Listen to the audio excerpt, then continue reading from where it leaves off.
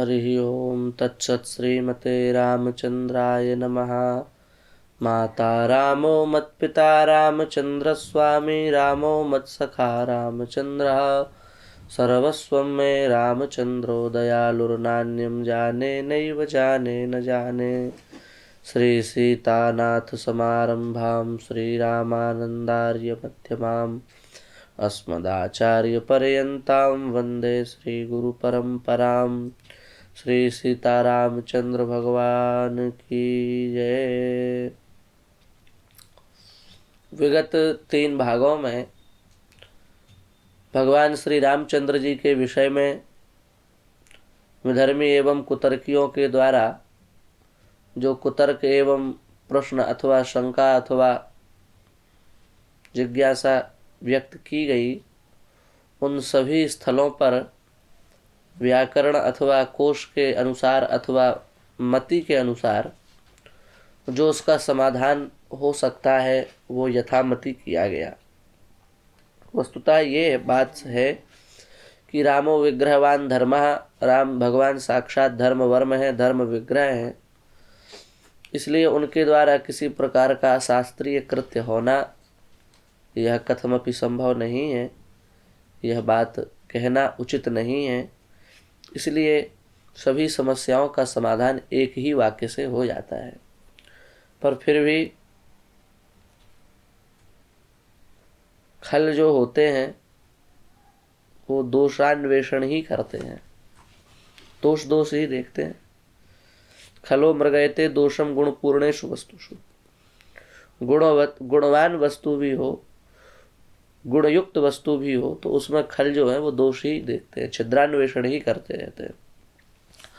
इसलिए श्रीमद् वाल्मीकि रामायण जैसे अपार ज्ञान राशि का जो समुद्र है, अपार शब्द राशि का जो समुद्र है, अपार पुण्य राशि का जो समुद्र है, उसमें से भी दुष्टों की बुद्धि में यही आया कि कहाँ मांस है कहाँ मध्य है, और उसमें कितना सुंदर सुंदर वर्णन है ये नहीं दिखा। मांस मध्य दिख गया और उसको इन लोगों ने निकाला और अलग अलग प्रवचनों में बोला और ये सिद्ध किया कि राम जी मांस भक्षण करते थे।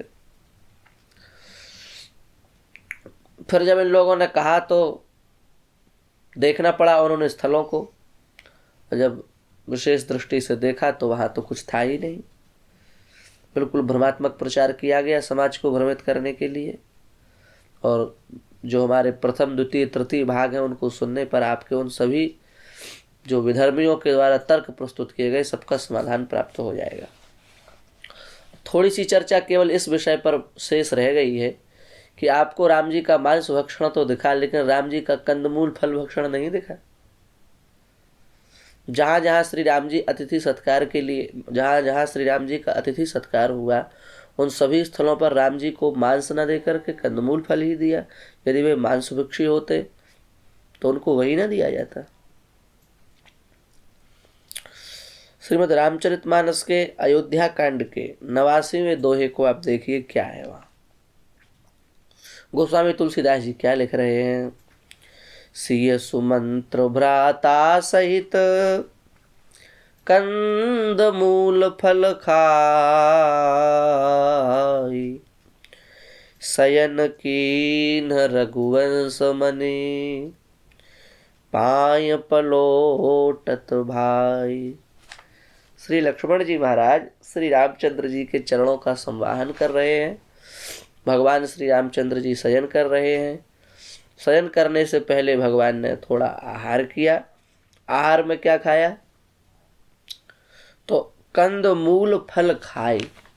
कंद का, मूल का और फल का भक्षण किया, मांस का भक्षण नहीं किया।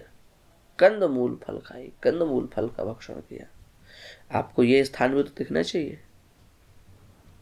और आगे देखो अयोध्या कांड के 106वें दोहे के चौपाइयों को आप देखें। कंद मूल फल अंकुर नीके, दिए आनि मुनि मनहु अमीके, सीय लखन जन सहित सुहाए, अति रुचि राम मूल फल खाए। अत्यंत प्रसन्न होकर के श्री रामचंद्र जी ने मूल फल खाए, कंद मूल फल का आहार किया। वस्तुतः राम जी वन गमन 14 वर्ष के लिए कर रहे हैं, अथवा 14 वर्ष के लिए राम जी वन में रहे। इसलिए एक ऋषि मुनि की जो पवित्र परंपरा होती है, उस पवित्र परंपरा से राम जी जो है अपने जीवन का निर्यापन कर रहे हैं, अपने जीवन को काट रहे हैं। ऐसी स्थिति में एक ऋषि परंपरा में कंदमूल फल का ही भक्षण होता है, अन्य किसी का भक्षण नहीं होता है। इसी दृष्टिकोण से गोस्वामी तुलसीदास जी ने जहां जहां भोजन की बात आई वहां कंदमूल फल का ही वर्णन किया है।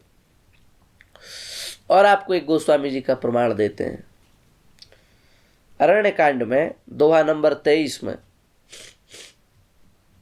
जब राम जी ने सीता जी को समझाया है कि अब मैं कुछ जिस कार्य से पृथ्वी पर आया हूं वह लीला करना चाहता हूं, और तुम अग्नि में जाकर के निवास करो, और तुम्हारी छाया जो होगी वो यहाँ निवास करके सब लीला में मेरी सहायिका बनेगी, और जब लीला समाप्त हो जाएगी तो मैं पुनः तुम्हें स्वीकार कर लूंगा।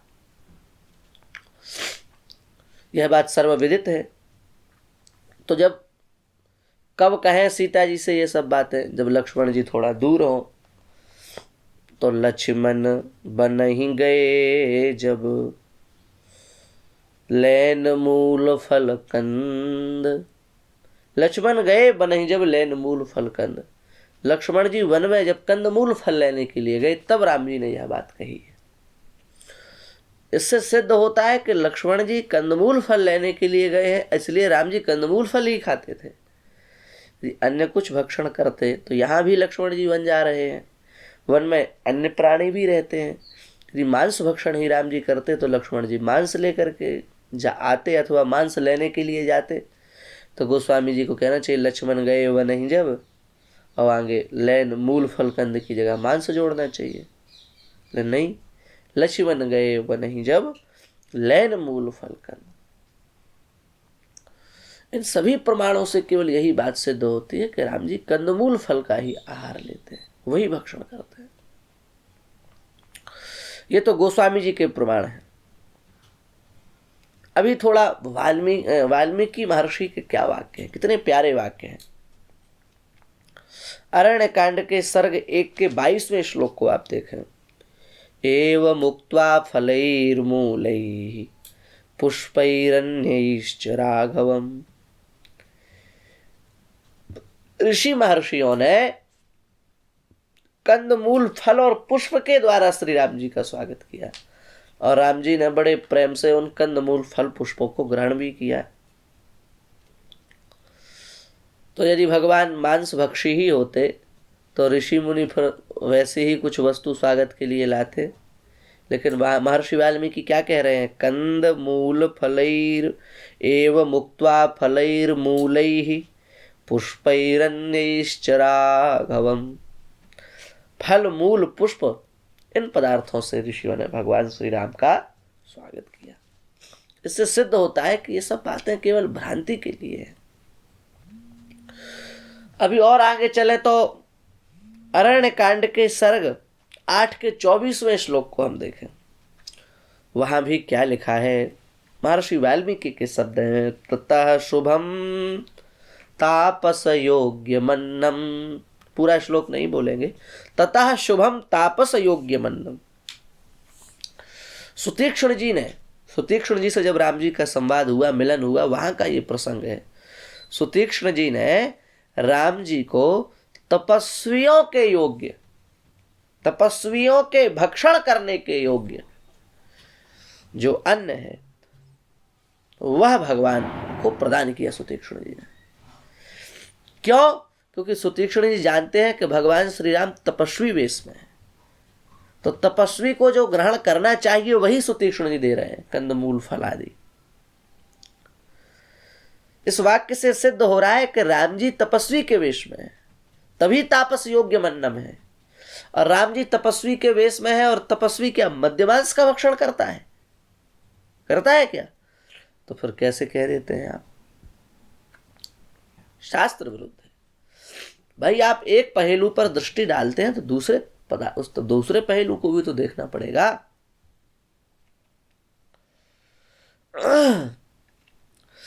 इसी प्रकार से जब भगवान श्री रामचंद्र अगस्त्य महर्षि के यहाँ पहुंचे हैं तो श्री अगस्त्य महर्षि भी भगवान श्री राम का स्वागत करते हैं। वे भी कैसा स्वागत करते हैं?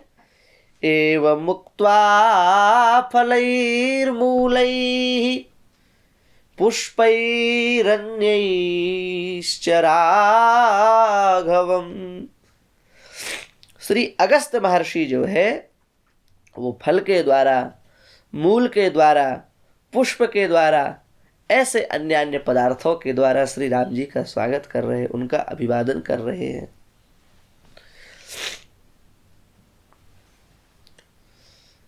इन सब बातों का ज्ञान तो होता नहीं और अध्यक्ष बन जाते हैं बोलने के लिए, और लोग उनको अध्यक्ष भी बना देते हैं। क्या कहें, व्याकरण से सब कुछ संभव है। अध्यक्ष माने क्या होता है पंडित जी? जो सभा में सबसे श्रेष्ठ, ज्येष्ठ, वरिष्ठ होता है उसी को अध्यक्ष कहा जाता है। पर जब ऐसे लोगों को अध्यक्ष बनाया जाता है तो पाणिनि जी बुद्धि पलट देते हैं, वो कहते हैं अर्थ को बदल दो। ऐसे लोग जब अध्यक्ष बने सभा के तो अर्थ बदल देना चाहिए। तब अध्यक्ष का अर्थ क्या होगा? बड़ा प्यारा अर्थ है। धीच अक्षिच, धीच अक्षिणीच अध्यक्षिणी। धी माने बुद्धि, अक्षी माने नेत्र। बुद्धि और नेत्र कोई क्या कहते हैं संस्कृत में? अध्यक्षिणी। न विद्येते अध्यक्षिणी यस्य स अध्यक्षः। समझ पा रहे हैं?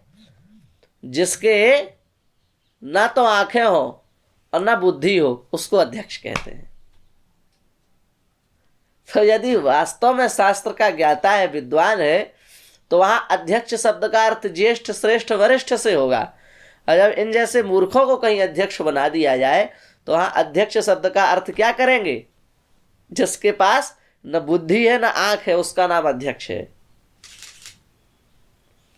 इस प्रकार से जब शास्त्र के रहस्य को हम समझेंगे तो हम सब कुछ हो सकता है, सब समझ सकते हैं। इसलिए हमारी विनम्र प्रार्थना है, हमने इन सभी भागों में जो इतना समय दिया उसका केवल एकमात्र उद्देश्य है कि भविष्य में श्री राम जी की पवित्र मर्यादा पर, राम जी के पवित्र धर्म पर कोई अंगुली खड़ा न करे, कोई ये न कहे कि राम जी मांस का भक्षण करते थे।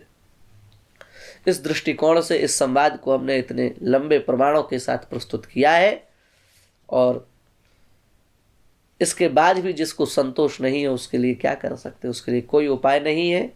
इन सभी बातों से, इन सभी प्रमाणों से, इन सभी विचारों से यह सिद्ध होता है कि राम जी के प्रति ऐसे जो शब्द कहे जाते हैं वो केवल अनर्गल प्रलाप है, केवल अपनी बुद्धि का मंदत्व है, कहीं न कहीं वर्ण शंकरता का दोष है जो इस रूप में आकर के परिलक्षित होता है।